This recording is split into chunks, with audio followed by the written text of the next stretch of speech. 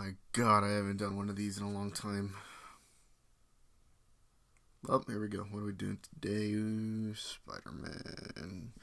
Spider-Man, Spider-Man, Spider-Man, Spider-Man. I have a yawn that's coming up, and I'm waiting for it to come out, so here we go. Spider-Man. There it is.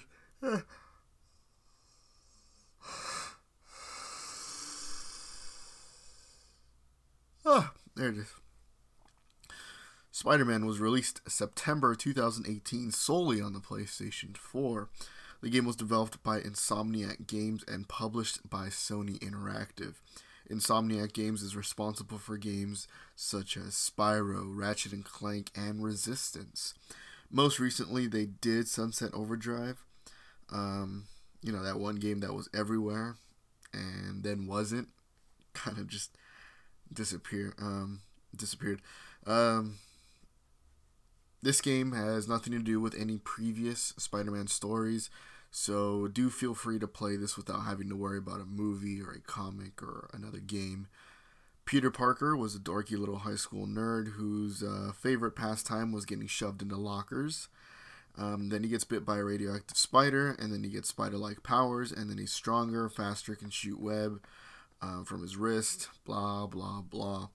His origin story is a tale as old as time. I mean, Batman is to DC as Spider-Man is to Marvel in terms of origin stories. Everybody knows it. He's probably one of the most widely recognized superheroes of all time, I think. The game takes place 8 years after that bite, according to Wikipedia. Peter Parker is struggling to live both lives as a research assistant and as a masked crime fighter. After taking out Wilson Fisk, New York City delves into chaos. So I've got two disclaimers here. One, I'm not a big fan of Spider-Man. I like the original trilogy by Sam Raimi. I mean, I just have a fond memory of my dad taking my brother and I to go see it, and I don't think anyone will ever top Willem Dafoe's Green Goblin. I don't know, to be honest, my superhero of choice has always been Batman, because he'll just kick your ass and he just won't say a word. I've never really been a fan of the little quips. I'd honestly, like, if I was a criminal, I would just turn myself in because I don't want to hear it. And number two, I didn't pay full price for this game. The holidays and a ex-girlfriend have bled my wallet dry at the time. By the way, I wrote this review like way back when I was dating this person. In fact, in my notes here it says current new girlfriend, but this was written so long ago that she's now my ex. Crazy. But anyways, I'm not a huge fan of Spider-Man, so when this came out, I was kind of like, maybe when it goes on sale, I'll check it out. But this guy at work is the kind of guy that's just like one and done. So he sold it to me for like $20. So I figure it's fair that I say that going into this review. Anyways, with that out of the way, the score I'm giving Spider-Man is an 8 out of 10. Harry tells me you're quite the science whiz. You know, I'm something of a scientist myself. The game takes place 7 years after Peter gets bit, or whatever. 8 years. I just realized I just said 8 years, but I don't know why my notes here say 7. So it's a while after he got bit. Let's just say that. And at this point in his life, Uncle Ben is dead as shit.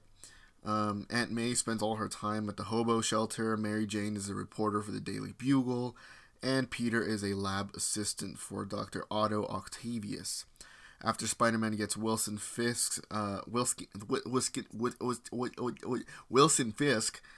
bars, wiggity whack, a new gang comes into town, a bunch of basically ninja Japanese Yakuza guys, led by a Mr. Negative.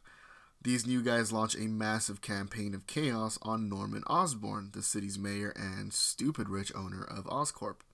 Why? Because revenge. That's why. It's always revenge. And truth is, I wasn't all that compelled by the story. The big CEO pisses off a bunch of people with his experiments or business tactics. It happens.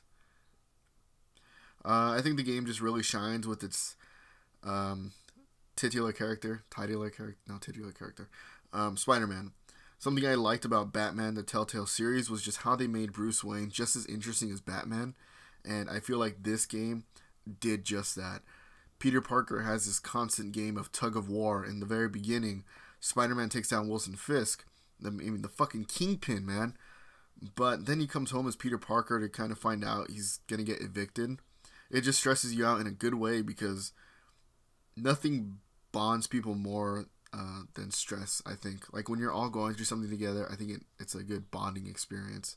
Not necessarily a good experience all overall, but going through something stressful does bring people together, I think, and it's also just a really good reason to care. So when you kick someone's ass, it feels good because it's an actual achievement for Spider-Man. But he missed out on this event with Aunt May to get this bad guy. So it's just this constant tug of war emotionally, and it might not have been totally worth it, but at least it got done. And yeah, the opposite is true. You play this game to kick ass as Spider-Man, but when he's with Aunt May or Mary Jane and you see that big old shit-eating grin, like just that genuine smile from Peter Parker, it also feels like an achievement as well. So this big emotional tug of war, it's amazing how it's amazing how it's conveyed. You kick someone's ass, you feel good, but also you see that smile from Peter Parker when he makes his aunt happy or Mary Jane happy. It also feels like an achievement. Like, oh shit, I actually made time for them. So I think that was probably one of the highest moments, or sorry, one of the shining moments of Spider-Man. Harry tells me you're quite the science whiz. I'm something of a scientist myself. This isn't so much a criticism of Spider-Man, but just in general. For one, I feel like the dream sequences have been done enough. In this case, it's basically that whole thing where Peter gets poisoned by the scorpion, I think. Now, I'm not going to say it's lazy, because it's not. But it just feels too easy. I say this just because these dream sequences aren't usually fun. But they're more importantly, all they are is just to serve to tell you how your character feels. Like the most common line in these dream sequences, in literally any game, not just Spider-Man, it's all your fault. It's all this. You feel bad because of this. It's like, dude, stop telling me. Show me. My favorite movie of all time, as of right now, is Shame. And something I love about that movie is its ability to say so much without actually saying it. Show me the emotion of shame. Show me the emotion of guilt. Show me the emotion of anger. Show me just that raw emotion. Don't just tell me. And I know it's wrong to compare it to different mediums, but I don't know, like, if The Last of Us can do it, like, with Joel, every time he sees Ellie, he's got just that, like, oh, fuck. Like, you see that feeling of, not mother, you see that, just like that parent instinct on his face, and when something is about to happen to her, or something happens to her, or whatever, Joel, you see that, like, you see Joel's face, and you're like, whoa, like, he actually cares. You don't have to say anything. You see it right there. And I wished that more games did that as opposed to just giving me a dream sequence. This is all your fault, Crane. Oh, Crane. Sorry, Crane. I'm thinking Dying Light already. See, that's how common it is that I already confused Spider-Man's dream sequence with a Dying Light dream sequence. It's just telling me, oh, Peter, it's all your fault. Peter, this is the reason why things are going like. Just, it's I'm not going to say it's lazy, because it's not lazy. People put work in this. I just feel like it's too easy to say that. That's all. That I think it's more difficult to write a sequence in a way that you don't really say much at all, but you show a lot more. I don't know what I'm going with this. But yeah, Spider-Man is it's not the only game guilty of this. But it was the game that made me realize that, maybe it's time to end these bullshit sequences. And another type of sequence that I didn't actually like in this game particularly were these stealth segments. Spider-Man being stealthy was fun. Playing as Mary Jane or Miles, it wasn't. Well, I mean, MJ got a stun gun at some point, so that was fun. Because, I actually had a chance to defend myself. But overall, I just disliked these segments because it just slowed the game down. You're zipping past all these buildings, kicking ass in such a way that you're basically a blur. And then you get into this segment and it's like, well, I'm kicking ass, I'm kicking you. Wow, what the fuck? Harry tells me you're quite the science whiz. I'm something of a scientist myself. There's a lot to do as Spider-Man in beautiful New York. The game does a great job in keeping you busy when you're not focused on the story. There's always some crime in progress that you can butt into. There's a ton of side things like photography, challenges, small puzzles here and there. So I guess you could say you get more bang for your buck. Whether or not these things are enjoyable is up to every individual. For someone who isn't a Spidey fan, I actually enjoyed my time picking up all the collectibles and just reading the little stories that came with them. So I thought that was pretty cool. Plus it gets New York down to the fucking T. Because, yeah. If you've ever traveled to New York, I mean, Jesus. The crimes. The crimes! Harry tells me you're quite the science whiz. I'm something of a scientist myself. At the end of the day, the game did what it set out to do. In the same way that you can feel the impact of your finishing blows as Batman in the Arkham games, you can feel the agility in your combat skills as Spider-Man. The game controls well, too. At one point, I did feel overwhelmed by the gadgets that were available to Spider-Man, but that was easily ignored. The basic web shooters did the job for me. And traversing as Spider-Man also just felt pretty damn good. So in terms of making you feel like Spider-Man, it did just that, and it succeeded. But you can't do this to me. I started this company. You know how much I sacrificed? Spider-Man is a good game. I'm not even a fan of Spider-Man, and I enjoyed my time with it. I wouldn't have done most of the collectibles if it wasn't fun to swing around and kick ass.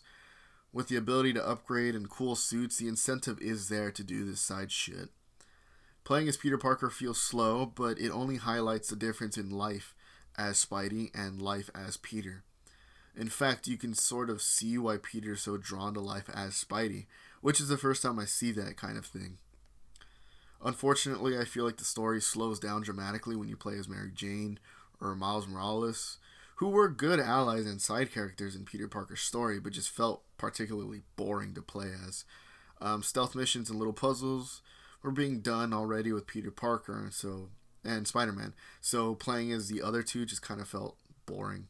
I guess just unlike MJ's stealth parts and Spider-Man's stealth parts, I had the satisfaction of quietly kicking some guy's ass. That said, though, wow, my voice even cracked there. MJ's parts were where she has a stun gun, and when she was telling Spider-Man where to attack, those bits were fun. The villains weren't all that interesting either. I wish we saw more of them. Dr. Otto's transformation into a bad guy felt pretty lame. For a guy that wanted to help people, getting fucked over by Norman made him turn on helping people real quick. It was almost like too quick. I'm gonna help all these people, and I'm gonna fuck you over. Fuck everyone. Then I'm gonna poison the whole fucking city. It's like, whoa, what happened? Well, how'd you get from point A to point B like that so quickly? That said, overall, the game was just fun, and it looked amazing. So, for me, Spider-Man gets an 8. Look, it's that guy who thinks he's Spider-Man. Out of 10.